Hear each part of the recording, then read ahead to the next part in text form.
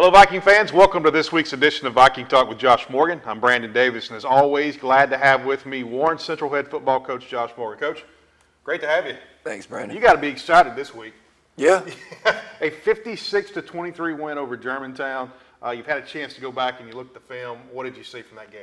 Well, from the, going in, we wanted to really take over momentum, start fast, start good, and saw probably the prettiest drive that we've had in a long time. We just went right down the field and really sharp and had a good tempo to it. And man, we were exactly, you couldn't plan it any better. And went up 7-0 and thinking, here we go. And then Germantown hit us for an 80-yard touchdown pass. So, it was the kind of a seesaw there early of emotions, and but we settled down, and I think Germantown scored again.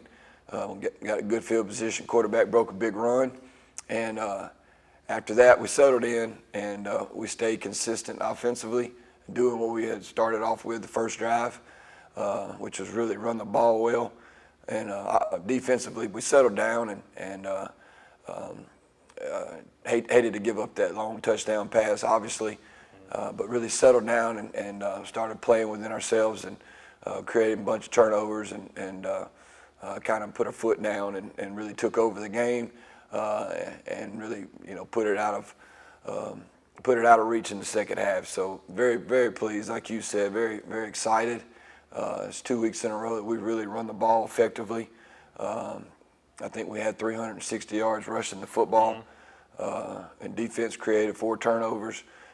So again, great complementary football. That's what we want our identity to be, and very pleased with it.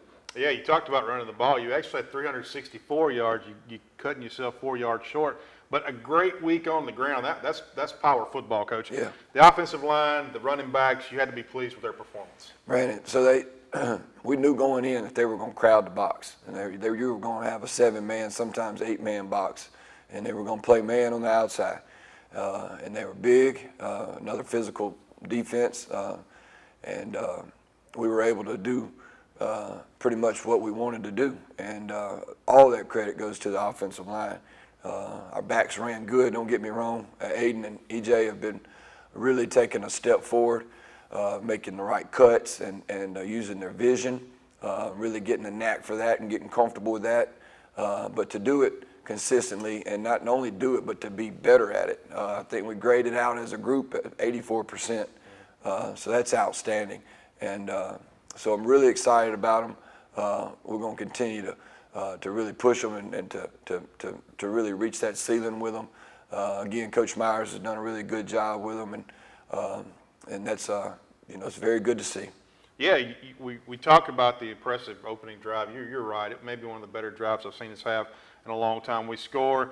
Germantown does come back. We knew their quarterback was going to give us some issues. They had speed out on the edge with Trey Stevenson and those wide receivers.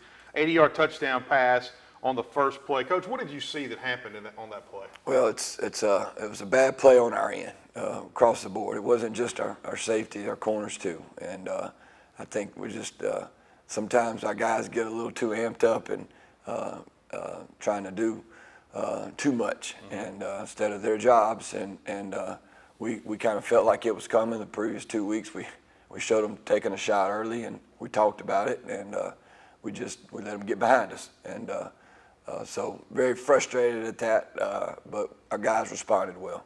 Yeah, you got to be pleased with that. We talk about that defense responding.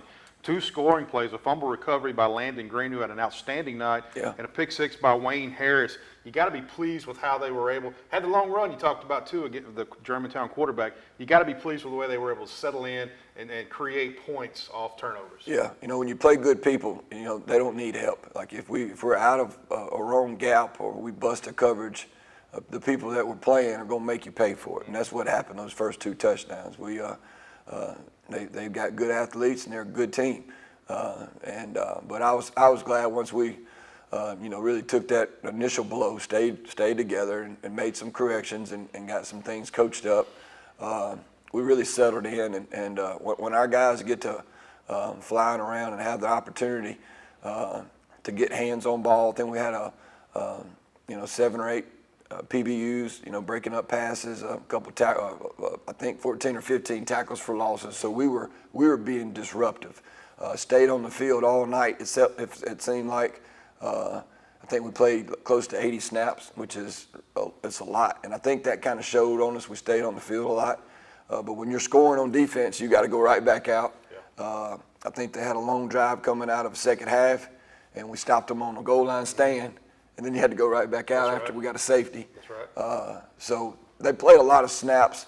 They showed a lot of heart. And our guys are athletic, and they are playmakers. And when we're able to do that and get that going, we're really hard to beat.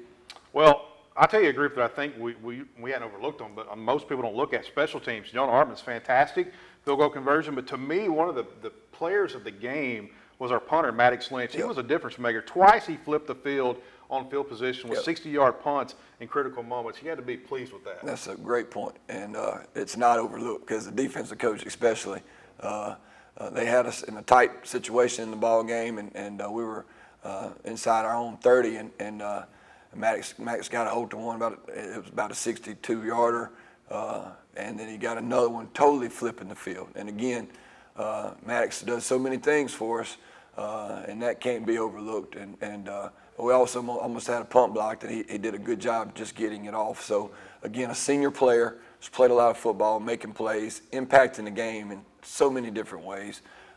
So yes, big time weapon, and really proud of that and thankful for it. Yeah, both of those times he had those big punts was when Germantown really seemed like they had the momentum, Coach. So being able to pin them back and then the defense settling in is huge. And often, sometimes, the most fans, they overlook those punting. That's right, those hidden yards. But we feel like our kickers and our special teams as a collective group is a weapon. And that's the kind of plays that we're talking about to help us win. You got to win in all three phases, and we've been doing that. Yeah, outstanding effort last Friday night at Germantown. This is Viking Talk visiting with Josh Morgan. This week, it's a new week. We travel east once again to face the Brandon Bulldogs. We're pretty familiar with this bunch, Coach. I've played them a good bit, but what can you tell us about Sam Williams' team? That's the same. Brandon, it's just a different year. They do a good job. They've been, playing for the championship or playing in the South State Championship the last 4 years. Really good team, good program, great athletes. Do a good job, hard to beat, and they put a lot of pressure on you in so many different ways. Offensively, they can run it, they can throw it. Got good quarterback play, got good athletes on the edges and in the backfield, and they run tempo style. You have tempo that people are running, and then you've got Brandon tempo, which is. There's nobody that does it like them, and they put a lot of pressure on you. Defensively, they always do a really good job, and what they're doing, well coached, very stingy on defense. I know that sounds, as a farce when somebody puts up 60 points on them, but that's not indicative of what they do, and we know that. Very good on defense, and they're going to be hard to beat, well coached, big challenge. You talking about well-coached Sam Williams since he's been there, I believe, 3-4 years at Brandon, 18-1 in region play, and they play in a very tough region in 7A football, so a very tough opponent that we have. That offense led by sophomore Sladden Shack, they are averaging 48 points a game, extremely powerful. Very good, very big test for us this Friday night against this offense. Yeah, it'll keep you up at night for sure, trying to defend them, defend the tempo, defend all that comes with it. I feel like our guys do have an understanding of what they'll see and what's to come. I mean, it puts a lot of pressure on you. Like as a defensive coach, I may know what's coming. I may know the personnel that I want, but the ball snapped. And, those are things that we have to understand. It really puts a lot on your scouting report during the week. And things have got to be talked about before because in between the game, when you're snapping the ball every 15 seconds, that takes away personnel changes, that takes away certain calls that put us in exactly the right spot. So there's a lot of things that our guys are going to have to handle on the field and be ready for. And yes, they do a good job and got really good players. It helps to have good players too. Defensively, they have struggled this year, believe it or not. They're giving up 35 points a game, but to me, Coach, that's misleading when you look at who they played: Picayune, Madison Central, Clinton last week. But you got to think that there is some areas that we have a chance with our offense this Friday night. Yeah, that schedule, their schedule's a lot like ours. They're playing some really good people, and I know they're breaking in some young guys. They had some guys over there that graduated. It looks like they're doing a little bit different scheme, schematic wise. So again, what you're seeing is really a lot of guys kind of getting broke in, and getting used to playing and getting better. And so they're not going to get any sympathy from us. I mean, we have to understand we're getting ready for a tough group, a tough outing that we've had trouble with, and we're going to continue to focus on us and really not try to be the best version of ourselves and really taking care of the football and putting our stamp on the game. So that's, we need to do a good job of being the best us that we can be. It really don't matter who we play, and that's really true, Brandon. And there's going to be shots that we're going to be able to dial up. We got to make sure we execute them and continue to run the football the way we've been. Well, we talk about that tempo, and there is two types of tempo. There's regular tempo that you see, and then there's Brandon tempo. Coach, I did my first play-by-play game over there, and I think it was the first time we played. Yeah. They're snapping the ball every 12 seconds. Yeah. The line guys wasn't even having a chance to really set the chains, but they've given us a lot of issues with their tempo in the first half, but it seemed like in the second half we have been able to adjust and, I guess stay in the game with them. So what is it about when you're coaching against tempo? What are you trying to do? What is the challenges that you have to face when you go up against a tempo like what you're going to see this Friday night? Well, first of all, a lot of it is dictated by the referees. Like some of them, you have to let the down and distance markers get set before you can start. And then there's some that let them go. And then there's some that's kind of a little gray area in there. But they're, when you put the ball down and the chains are down here and you're allowing them to go, so it's always, in my mindset, preparing for the worst. Some referees let them dictate the tempo, and some the referees dictate the tempo. But what it does, and playing them over the years, it really, it can take a lot of the play caller, the defensive play caller out. We have to be very basic and very vanilla because they're snapping the ball so quick. And our guys have to do a good job of getting up, and as they're finding the football, they've got to give the eyes and get the signals, and we'll try to give it to them in a quick, fast, and in a hurry. But you have to be poised, and you have to be conditioned. What they do is they get you on your heels, and then they'll get you on a false start. They get you on we're not firing off the ball because we're tired and not focused, and then they're getting 7, 8 yards with these great backs they got. You're misaligned, and they throw the ball out on the perimeter, and they got you outnumbered. So it's really, the tempo is designed, and the way they use it, in which they do a really good job with it, is it makes the other person get out of characteristic, get out of alignment, not aligned properly, not ready for the ball to be snapped, or it catches you, when you're not ready to go up front, and they blow you off the ball. So, all those things come into play. We've talked about it, and our guys have got to respond. We really feel good about our group. We have the veteran group. We feel like we have some old guys that have been in the fire and understand it. And, so we've kind of, I don't know if anybody's seen them more than us. And we really do have a good plan, and we have a good idea of what they're doing. We've learned a lot over the years. We've tried to pass that along to our guys. Yeah, that's what I was wondering, because you look at the games, they beat us the last 5 times we've played them, and I know that's a monkey we want to really get off our back. We're only averaging 15 points a game. We're giving up 32 points a game, which is completely uncharacteristic of a Warren Central team. But it seems like they jump on us early in the first half. In the second half, we play better football. So is that something that you've learned, some of the adjustments that you've made with teams, is that, if you can survive the first half against this offense, you've got a shot? Yeah, no doubt. They try to blitz you up front in the beginning of the series, and they really try to build that lead and get you in that mindset and that mode. And you're right. And it's we have to start fast. We have to, and the second round, good Lord, we played them so much, and all of them kind of run together. 2022, last time we played them in the playoffs, you know, we had that momentum, and I think we scored first and got a fumble on the kickoff, and really played them. And I'm not sure that's not the best that we've played them over the years. Was that game, and really was answering touchdowns. We got to score points. We know that they're going to score points. That's just what they're going to do. That we're trying to limit it the best we can. But the best defense is a really good offense. And when we have the ball, they don't have the ball. And when we have the ball, our defense is on the sideline resting and getting ready. So, you know, we have to play complementary football. We've got to do a really good job. We've got to get stops on defense. If they can keep you on the field and wear you down, it's not good for us. So we've got to get off the field. We've got to maintain possession of it offensively, and we've got to finish with points, some version of points. We got to be consistent doing that all night long, being on point. So it's a big challenge, and our guys have prepared for it, and I hope we have a good showing.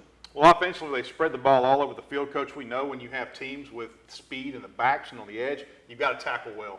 It seemed like some of maybe the first half last week, we didn't tackle probably as well as you would want to on defense. Is that something you've put more emphasis on this week, improving on tackling? A lot of that went to playing a lot of series and getting tired and getting sloppy. And usually when you miss one tackle, it usually leads to another missed tackle. It's just the way over the years it seems, we've got to tackle better. We've been tackling really well. Their guys had a lot to do with that as well. Going back to Brandon, they're going to have weapons everywhere. So you've got to do a really good job of picking your battles. You can keep a lid on it all night, and they'll run the ball all night. You can pressure them, and they can hit you on the edges. You can crowd the box, and they throw it on the perimeter to who I think's their best player, the wideouts that they got, that does so much for them. So, they've got really good players, and they got them all around the field. So, you really can't anchor in on one position or one player. But yes, we're going to put our guys in the right spots, but they got to tackle. Another tough opponent. This is a non-region game, Coach. You seem like you're doing this on purpose to us. I mean, you want to play the best. What does this do for a team, though, when as you're building toward non-region? Because we've got this game, one more game, and then we're going to be in region play. So, What does this do to a team, their mentality, and getting it prepared for their region opponents? Well, a win. You think about what we're planning on doing and what we're preparing to do. What a win would do for our guys against a team like this, and that's what we're focused on. And whatever comes of it, we're going to get better from it. Right. And that's how we'll use it. And our guys they understand that, proper perspective, but that's the idea is to put we hit on it last week. Put them in a wonderful environment. Put them in. I say wonderful. It's wonderful to watch and be a part of. It's going to be a hostile environment for us. And put them in that position against a quality opponent, compete, and then let the chips fall where they may, and then we get better from it, win or lose. It's a lot more enjoyable to get better after a win, but we're still getting better and we're still correcting things, and it's compete, get after it, and when the dust is cleared, we feel like we'll be a better team. Yeah, it's definitely a great environment, and look forward to all our Viking fans coming over to it.